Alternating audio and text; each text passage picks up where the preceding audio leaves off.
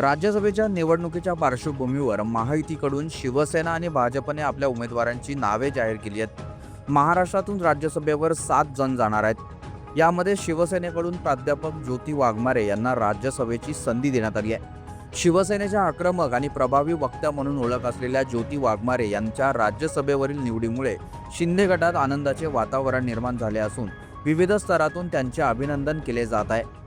मात्र या पार्श्वभूमीवर ठाकरे गटातून टोलेबाजी सुरू झाली आहे। शिवसेना ठाकरे गटाच्या नेत्या अयोध्या पौळ यांनी सोशल मीडियावर पोस्ट करत शिवसेना नेत्या शीतल म्हात्रे यांच्यावर मिश्किल पण टोचणारी टीका केली आहे।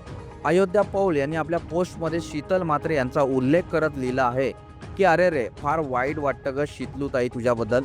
काय तो दांडा करत तू एकनाथ शिंदे यांच्या गटात प्रवेश केला आणि ठाकरेंवर प्रचंड टीका केली, पण त्यातून तुला मिळालं तरी काय? ना लोकसभा तिकीट मिळालं, ना विधानसभा तिकीट, ना विधान परिषदेत संधी मिळाली, ना नगरसेवक पदासाठी तिकीट, आणि आता राज्यसभेचीही संधी नाही। उलट रोज लोकांच्या टीकेला सामोरं जावं लागतं। तसेच अयोध्या पौल यांनी आपल्या पोस्टमध्ये ज्योती वाघमारे यांच्या उदाहरणाचा उल्लेख करत म्हटलंय की ज्योती वाघमारे तुझ्या नंतर पक्षात आल्या, त्यांना स्टेज मिळालं आणि आज राज्यसभेवर खासदार होण्याची संधीही मिळाली, त्यामुळे तुझ्याबद्दल खरंच वाईट वाटतं। तसेच त्यांनी आज ठाकरेंसोबत गद्दारी केल्याचा पश्चाताप होत असेल ना, असा प्रश्न उपस्थित करत गद्दारीचं फळ हा हॅशटॅग वापरत टीका केली आहे। दरम्यान या पोस्टमुळे राजकीय वर्तुळात चर्चेला उधाण आलंय।